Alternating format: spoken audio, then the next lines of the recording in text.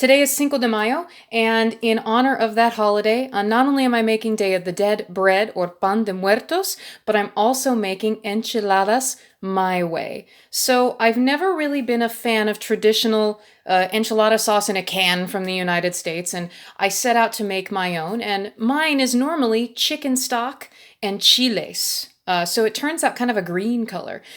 But I think I might have cracked a code. I think I might have discovered a little secret while making my huevos rancheros the other day. And so I'm actually going to be reinventing my enchilada sauce with you guys today, and we're going to see if it works. So the ingredients that we're going to need: lots of garlic, some tomato passata. We're also going to have a whole chopped onion, roasted red peppers, but I've also roasted some of my own green bell peppers that I'm going to be adding.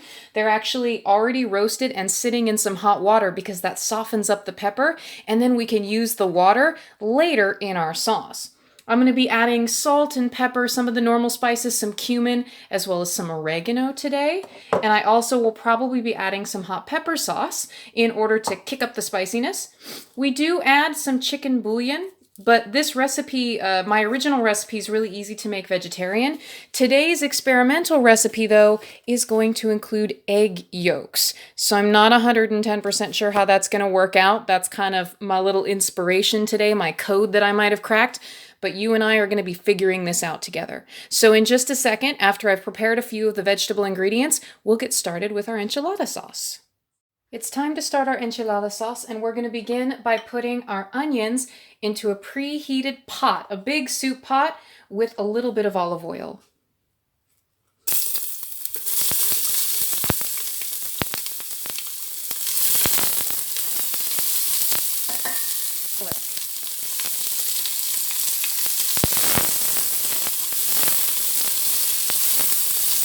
My roasted green bell peppers.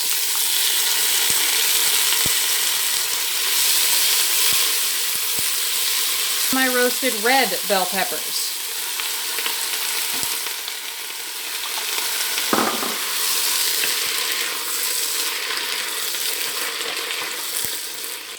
Now my peppers were already cooked and my onions are going to be cooked now. So the next thing that we will add is our tomato passata.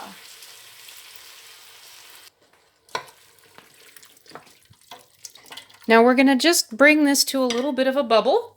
So it's going to take it a few minutes.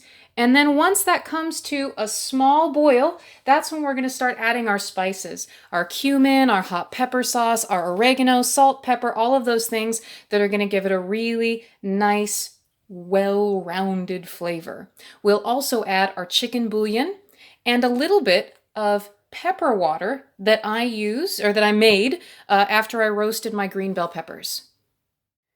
So we're starting to get a little bubbly action in our sauce, which means that we can season it. I'm going to begin with a single cube of chicken bouillon, and I'm just going to crumble that in to the sauce, and we're going to leave it there while we add the rest of our spices and seasonings. I'm going to add some oregano. And my old school way of measuring this, actually I learned this in high school. It's a messy sprinkle, but was to sprinkle it in my hand, and I actually kind of know what about a teaspoon looks like. It's 2 of those little handfuls. I'm going to start putting some hot pepper sauce in here. Now this will really depend on taste testing. And this stuff is pretty hot. So I'm going to start with some shakes of it, and then when I mix everything in and I try it, I'll make sure that it's spicy enough for me. Then we've got to do quite a bit of salt, some black pepper, some cumin. I'm going to put in 2 whole soup spoons of cumin here. And then last but not least, I'm going to add some of my pepper water. Then I'm going to stir it all in, and I'm going to give it a taste. That is actually really close to what I would like. Then I'm going to bring this back to a bubble, and I'm just going to let it cook for probably the next hour. I want it to get nice and blended through. So we'll see you when it's done.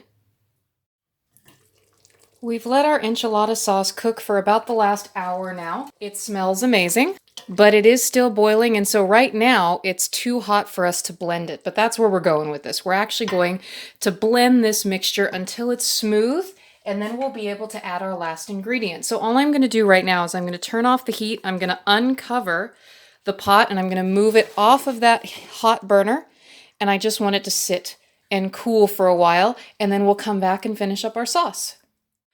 All right, our enchilada sauce is not completely cool, but it's cool enough for us to work with.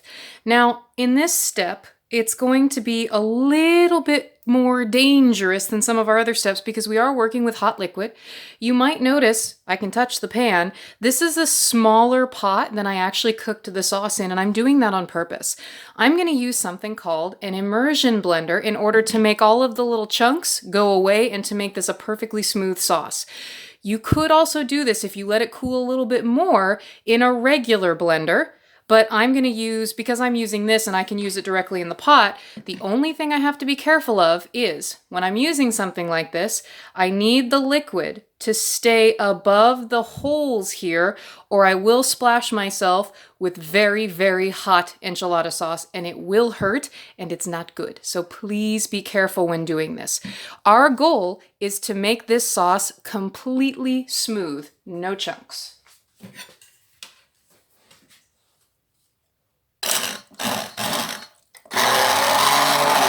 Our enchilada sauce is now completely smooth, you can see. And that means that we are almost ready to use it. There's one last step that we're going to take in just a second. So all that we've done is we've just moved the sauce base that we have here over to the stove where the burners are not warm. I'm actually going to let this sit for quite some time. I want it to cool down quite a bit. And then when we actually come back, we'll add our last ingredient, which is our egg yolks. And then if it all has worked out, then I'll even show you guys how to roll your own enchiladas and how to bake them. Okay, here comes the grand experiment. The base is tasting exactly the way I want it to, and the reason that I'm experimenting today is because when I made huevos rancheros a couple of weeks ago, and I mixed the cooked salsa with my egg yolk and my fried egg, it made this amazing sauce. So we're gonna see if we can recreate my sauce using this base, some egg yolks, and I even have a little chicken stock standing by just in case it gets a little bit thick. I also have a whisk, very, very necessary tool for this little experiment. We're going to start with some sauce base that we made earlier, and I'm going off of how much I usually use when I make a whole pan of enchiladas, which I would say is probably about 2 scoopfuls of this, but remember, we're going to make more of it when we add stuff to it. And I'm going to start with 3 egg yolks. And because my sauce is nice and cool, I'm not going to cook the egg. But that means I couldn't just eat this sauce. I'm going to be baking it again with enchiladas, so I don't have to worry about getting salmonella, which would be very bad. So I'm going to whisk those in, and then I'm going to add some chicken stock because it's a little bit too thick. Now I'm not going to have measurements on this, but I know I started with 500 milliliters, or actually no, sorry, 400 milliliters of chicken stock, and now I'm down to about 350. So I just added about 50 milliliters of chicken stock and 3 egg yolks. Now I've got to have a lot of tasting spoons ready because we're going to see if this actually worked. That is actually really, really close. I think it might just need a little bit more chicken stock to be a little bit more thin, and we might have it. So that took me down to about 280 milliliters. So I'd say now I've added almost 100 milliliters of chicken stock. So I think I'm really, really super happy with that. So all that I had to do was add 3 egg yolks and about 100 milliliters of chicken stock, and we've got a unique and interesting and flavorful enchilada sauce. In just a second, I'll even show you how to put together a pan of enchiladas for your Cinco de Mayo dinner. Here we are, ready to create our enchiladas. I've got my tortillas off to my left. I have a very special enchilada filling today. I have my pulled pork here. I've also got some fresh diced onions. I have some cheese that we'll be putting inside of the enchiladas. I have a different kind of cheese that we're going to put on the top of the enchiladas. And then I have here in the corner the enchilada sauce. And while we were taking a little video break, I did decide that the sauce was a touch too thin for me, and I added 2 more egg yolks that I'd already had cracked. So that's going to be a total of 5 egg yolks that we used in this batch of salsa. Or not salsa, excuse me. Well, it is salsa, enchilada sauce. So enchiladas are rolled up into kind of the shape of a burrito. So we're going to put things on the inside. We're going to roll the enchilada, and then this seam right here, we're going to put him down in the pan.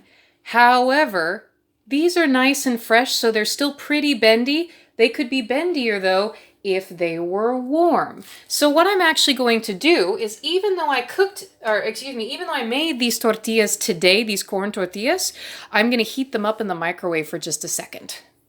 So with tortillas warmed, we're going to start building an enchilada. This is not an easy process, and it's a messy one, so it's okay if you don't get like a perfect little log. Stuff is going to fall out.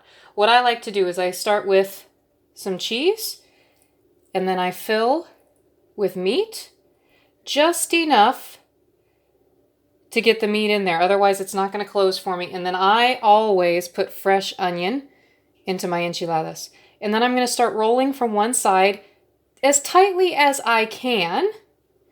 And that way, where the tortilla closes is at the bottom, and then I can set him down. And the weight of the meat and the tortilla will keep him closed. And then I'm just going to line them up nicely in 2 rows. There's row 1. We're going to do the second row the same way. And there we have a beautiful casserole dish full of enchiladas. What I like to do, I'll take about a ladle of the sauce, and that'll cover just about 2 enchiladas. We don't want to drown them in sauce. And then we are going to bake these enchiladas for 30 minutes or so at about 350 degrees. It's about 175 degrees Celsius.